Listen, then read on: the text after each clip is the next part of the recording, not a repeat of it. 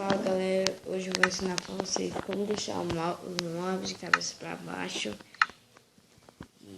Então vamos, deixa eu só tirar meu nome aqui. Então vamos.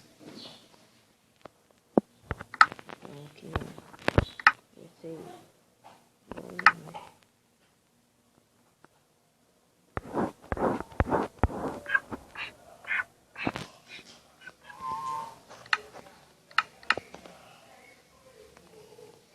Você vem na bigona, pega uma etiqueta, você bota na da etiqueta de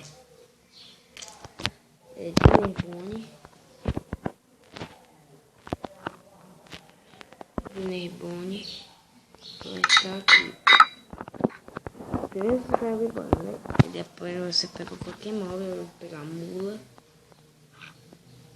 e você vem aqui. Ela fica de cabeça para baixo.